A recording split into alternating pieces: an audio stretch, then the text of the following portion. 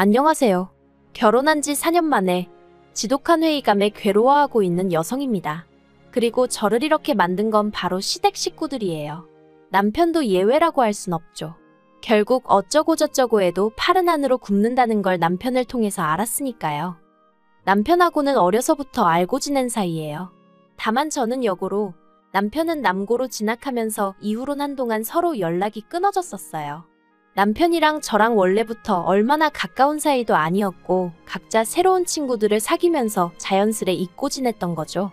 그러다 다시 연락이 닿은 건 몇 년이 흘러 남편이나 저나 둘 다 사회인이 되었을 때였습니다.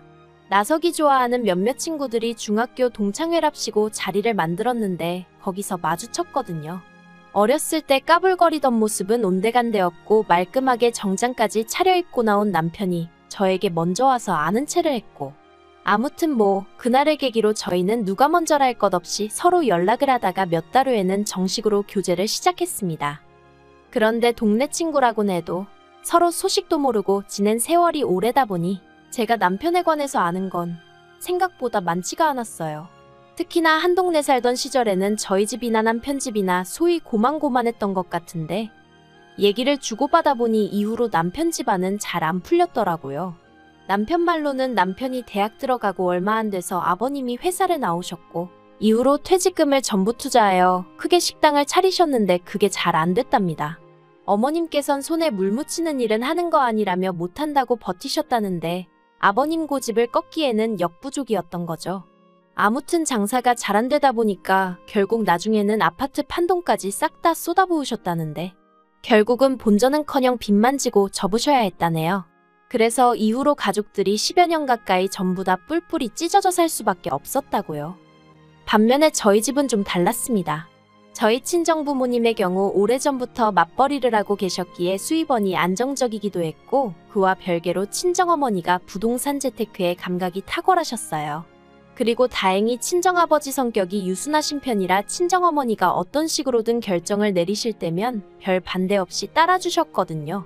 그래서 한마디로 저희 집은 잘 풀렸죠. 여유가 생겼고 저도 그 덕을 많이 봤어요. 아무튼 이런 이야기를 남편한테 세세하게 한 적은 없습니다. 아무래도 고생했다는 사람한테 혹시나 자랑하는 것처럼 들리진 않을까 걱정이 되기도 했고 이때만 하더라도 결혼까지 생각하고 만나던 사이는 아니다 보니 굳이 해야 될 필요를 못 느꼈거든요. 그런데 사귄 지 횟수로 3년이 넘어가자 남편은 농담인 듯 찐담인 듯 결혼하면 돈 관리는 제가 했으면 좋겠다던가 아이는 저 닮은 딸로 둘만 낳았으면 좋겠다던가 그런 이야기를 꺼내기 시작했어요. 그리고 저도 처음엔 한 귀로 듣고 한 귀로 흘려버리곤 했는데 언젠가부턴 왠지 남편의 이야기가 당연한 우리 둘의 미래처럼 그려지기 시작하더라고요. 그리고 그 무렵 남편이 저에게 정식으로 프로포즈를 해왔습니다. 지금도 또렷이 기억이 나요. 가진 건 없지만 그래도 제 눈에서 눈물 흘리는 일은 없게 평생 저 하나만 바라보고 살겠다던 그의 말이요. 하지만 프로포즈를 받고 처음 친정에 남편을 데리고 갔던 날 친정부모님의 반응은 솔직히 당황스러웠습니다. 늘 제 결정과 선택을 지지해 주시던 분들이셨는데 그때만큼은 무척이나 걱정스러운 표정을 지어 보이셨으니까요.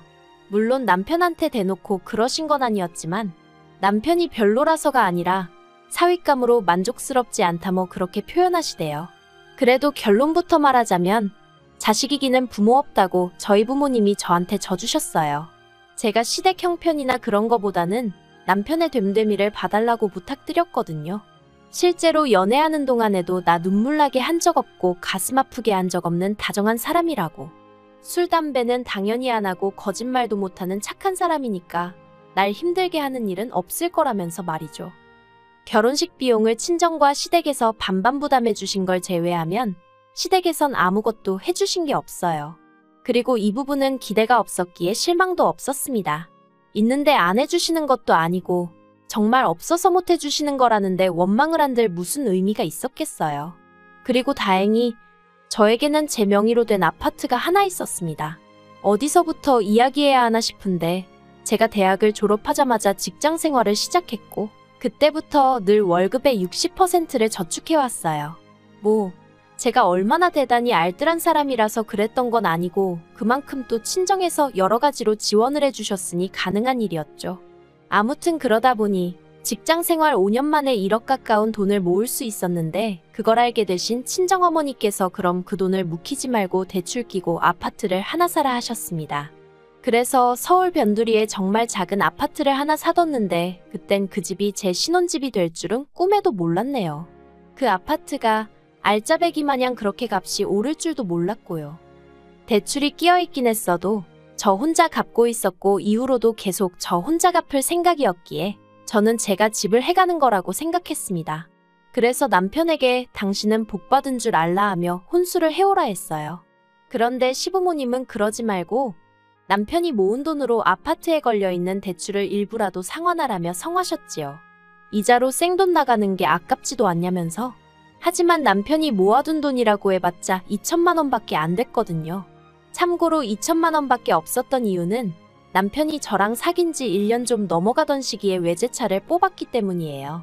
제가 웬 외제차냐며 한 소리 하기도 했었는데 그때 한다는 소리가 제 친구들 남자친구들이나 남편들은 소위 잘 나가는 사람들이 많았고 그래서 어쩌다 그 사람들하고 한 번씩 어울릴 때면 자기가 너무 기가 죽더랍니다.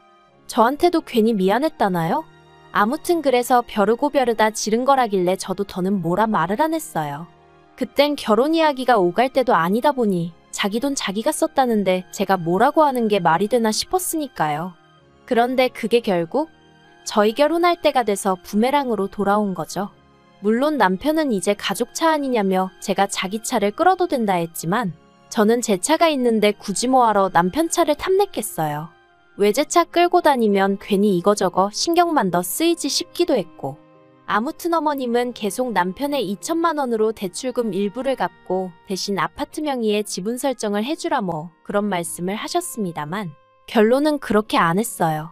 남들이 들으면 너도 네 시어머니 못지않게 계산적이네 할 수도 있는데 아파트가 올라서 이제 5억이 되네 만에 그러고 있는 마당에 남편 돈 2천 받아가지고 계산 복잡하게 만들 일이 뭐가 있나 싶었거든요.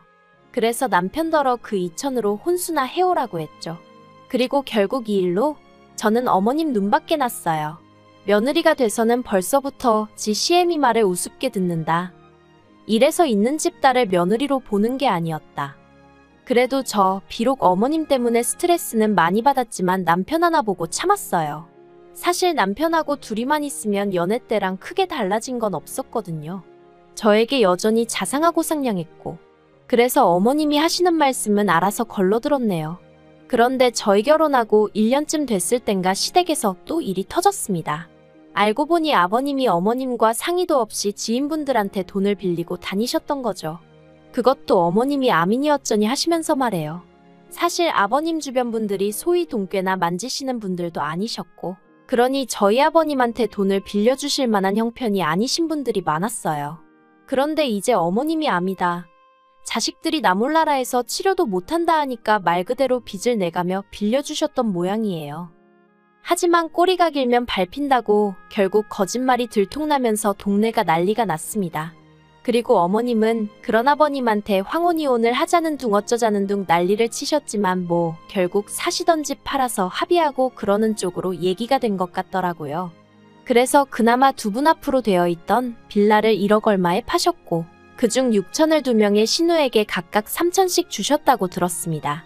저희한테도 3천을 주시겠다곤 하셨지만 제가 거절했어요. 왜냐하면 그 3천 받고 까딱하면 모시고 살아야 될 것 같았거든요. 아무튼 신우들 이야기가 나왔으니 말이지만 남편에게는 위로 2명의 신우가 있었습니다. 둘 다 미혼이었고요. 남편 말로는 큰 신우는 눈이 높아 못 갔다고 그랬고 작은 신우는 나름대로 딸 노릇하다가 시기를 놓쳤다나요. 아무튼 이때만 하더라도 저는 신우들하고 별다른 문제는 없었습니다. 신우들이랑 딱히 자주 볼 일도 없었고 부딪힐 만한 이유가 없었으니까요. 그런데 올해 초였어요. 두 신우 중 작은 신우가 결혼할 사람이 생겼다며 소식을 전해왔습니다. 같은 회사를 다니는 사람이라면서 오며 가며 정이 든 것 같다더니 사귄 지 6개월 만에 결혼을 약속했다더라고요. 이때는 시부모님은 물론이고 남편도 그렇고 저까지 모두가 한뜻으로 축하해줬어요. 어쨌든 평생을 함께할 사람이 생겼다니 그리고 그 소식을 전하는 작은 신우가 무척이나 행복해 보였으니 잘됐다 싶었으니까요. 하지만 큰 신우는 달랐습니다. 볼멘 소리가 터져나왔죠. 작은 신우가 결혼을 하면 자기는 어쩌냐면서 심통을 부리기 시작했어요. 우애 좋은 자매인 줄 알았는데 알고 보니 매번 작은 신우가 져주고 맞춰주고 해서 유지되던 평화라는 걸 그제서야 실감했네요. 그리고 급기야 큰 신우의 심통은 돈 문제로 이어졌습니다. 작은 신우가 결혼하기로 한 남자 쪽도 가진 건 없지만 그렇다고 자기가 빈손으로 시집 갈 순 없지 않냐 하면서 큰 신우한테 이사할 집을 알아보라고 했대요. 집 구할 때 시부모님으로부터 받은 3천을 보증금에 보탰으니 그거 돌려달라면서요. 그런데 큰 신우가 단칼에 거절을 하더랍니다. 집을 구할 때도 같이 동의해서 구했으니 나가는 것도 같이 동의를 해야 하는 거 아니냐면서 그런데 자기는 이번엔 동의 못한다고. 그래도 나가야겠다면 자기도 더는 말은 안 하겠지만 3천은 지금 당장 못 준다고. 언제 줄지는 자기 기분에 달렸다고 그랬다나요? 원래도 큰 신우가 아버님을 닮아 고집이 세다는 건 알고 있었어요. 하지만 딱히 저를 괴롭힌 적은 없으니 그냥 그런가 보다 하고 말았었죠. 그런데 작은 신우한테 하는 거 보니까 아무리 언니라지만 어째 사람이 저 따위인가 싶은 게 작은 신우가 불쌍해 죽겠더라고요. 하지만 제가 불쌍해하는 건 불쌍해하는 거고 그렇다고 제가 책임을 져준다는 건 아니잖아요. 정말이지. 지금도 이때를 다시 생각하면 골치가 아파옵니다. 큰 신우가 발악을 해대고 작은 신우는 하루가 멀다 하고 울고자 대는 와중에 시부모님이 저희 부부를 부르셨어요. 시댁에 불려갈 때만 하더라도 설마 저희에게 그런 부탁을 하실 거라곤 상상도 못했습니다. 어머님께선 큰 신우가 보증금으로 묶여있는 작은 신우 돈을 못 준다 하니 이를 어쩌냐 하시며 가족 중에 그나마 그런 큰 돈을 가지고 있을 만한 사람은 저희뿐인 거 안다. 그러니 그 3천을 저희가 먼저 해주라는 한마디로 말도 안 되는 말씀을 하셨거든요. 황당하고 어이가 없었습니다. 막말로 저희가 먼저 돈을 해줬는데 큰 신우가 배째라고 나오면 그땐 어쩌냐고 제가 물었어요. 그랬더니 시부모님이 저더러 당신 딸을 뭘로 보고 그딴 소리를 하냐며 언성을 높이시대요. 피는 못 속인다잖아요. 순간 그 소리가 목구멍 끝까지 올라왔습니다. 자기 여동생 돈도 안 준다고 저러는데 옳게 돈을 제때 주겠냐고 그 소리도 목구멍 끝까지 올라왔지만 참았고요. 결국 서로 입장 차이를 좁히지 못하고 집으로 돌아왔습니다. 남편은 저한테 절 볼낯이 없다 하면서도 그렇다고 자기가 나서서 어떻게든 상황을 해결해보겠다 뭐 그런 소리는 안 하더라고요.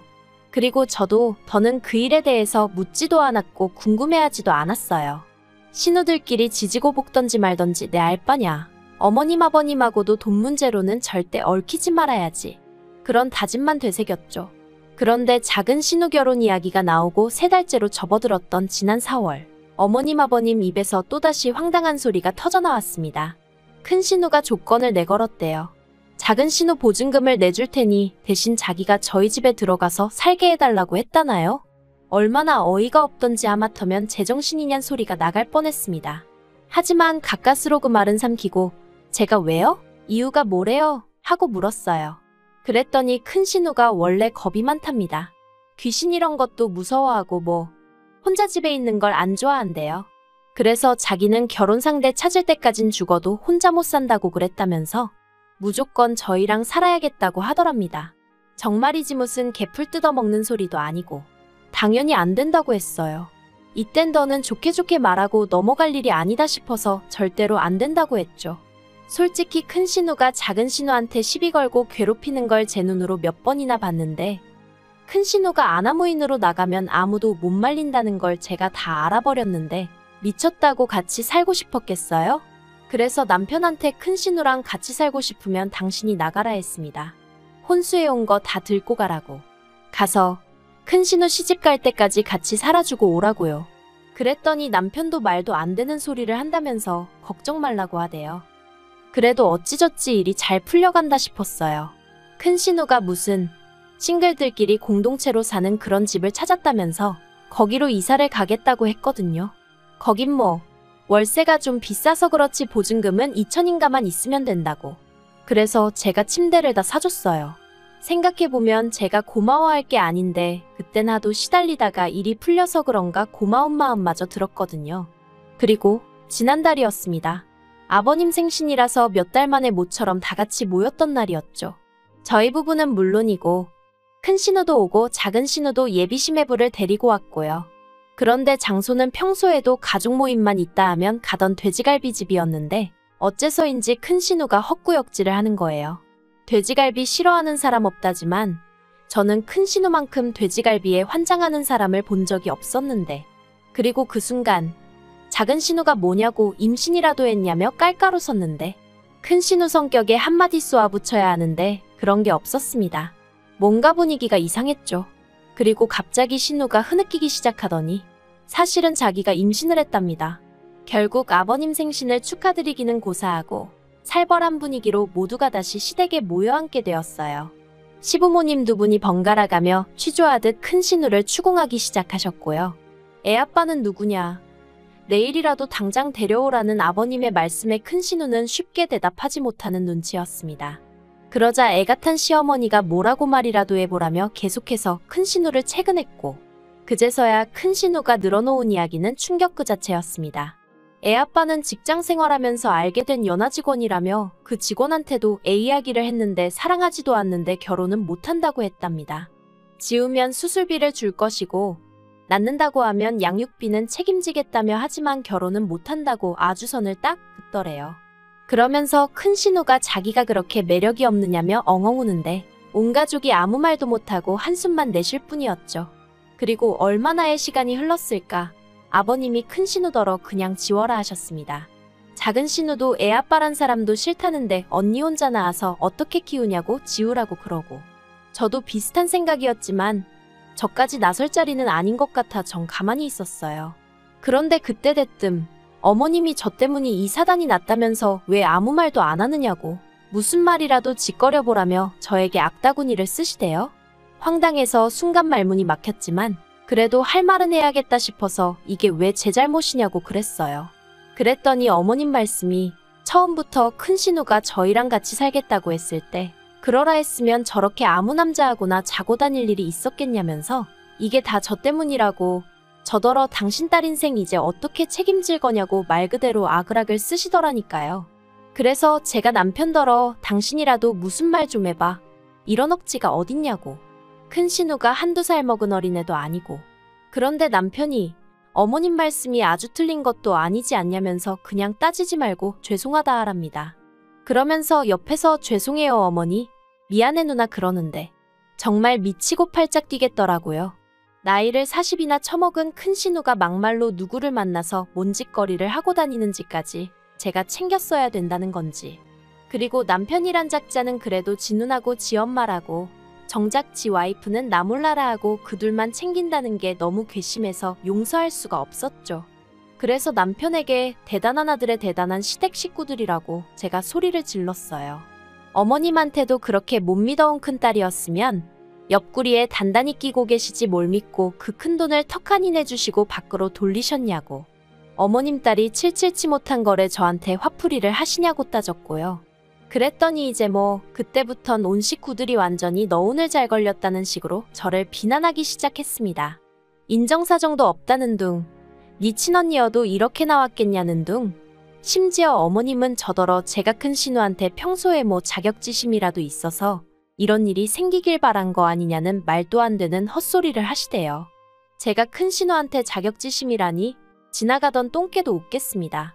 제가 너무 열받아서 그래버렸어요. 뭐 얼마나 별 볼 일 있는 사람이라고 자격지심씩이나 갖겠냐고요. 그리고는 남편한테도 너도 그러는 거 아니라고, 내가 너 다른 거 하나도 안 보고 그 마음씨 하나, 나한테 했던 약속 하나 믿고 결혼한 건데 이런 식으로 사람 뒤통수를 치냐 했죠. 그리고 결국 저 그 길로 친정에 왔어요. 친정 부모님이 갑자기 찾아온 저를 보시곤 무슨 일이냐 물으시는데 순간 이런 이야기를 다 하면 남편이 미움 사지 않을까 싶다가 내가 그딴 걸 왜 걱정해주나 싶더라고요.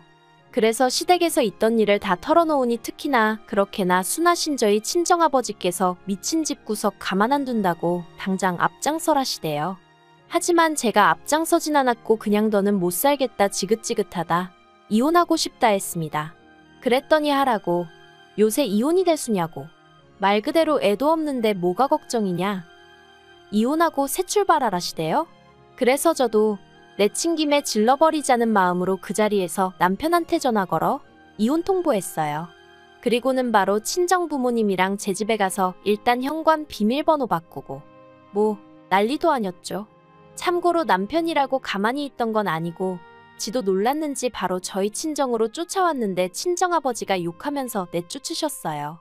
한 번만 더 이따위로 갑자기 나타나면 머리통을 부셔놓겠다 하시면서 저 정말이지 저희 아버지가 그렇게 화내시는 거 처음 봤다니까요. 게다가 온 가족이 저를 욕하던 그때 작은 신우랑 결혼 예정이던 예비 시매부도 그 자리에 있었거든요. 물론 시매부야 저한테 욕하고 그런 건 없었죠. 근데 아마 제가 당하는 걸 보고는 자기도 생각이 많았나 봐요. 작은 신우한테 결혼은 없던 일로 하자고 했답니다. 청첩장까지 다 나와 있었는데. 그래서 작은 신우는 작은 신우대로 알아눕고 그렇게 되었다네요. 일단 남편은 저한테 싹싹 비는 중이에요. 자기가 정말 반성을 많이 했다면서 앞으로 죽을 때까지 큰 신우랑 안 보고 살아도 되게 한다고 한 번만 기회를 달라면서 말이죠. 그런데 어쩐지 이번만큼은 남편 말에 믿음이 가질 않네요. 이러다 저까지 애라도 생기면 그땐 이혼을 결심하기가 지금처럼 쉽지도 않을 테니까요. 그래서 흔들리지 말아야지 하면서도 그래도 한 이불 덮고 자던 그놈의 정이 뭔지 여러 가지로 복잡합니다. 그러니까 시부모님도 좀 자식 교육 좀 똑바로 시키시지. 정말 화가 나요. 아무튼 당분간은 저 혼자만의 시간을 가지려고요. 그 사이에 남편이 저에 대한 마음을 단념해주면 그것도 딱히 나쁘지 않겠다 싶네요.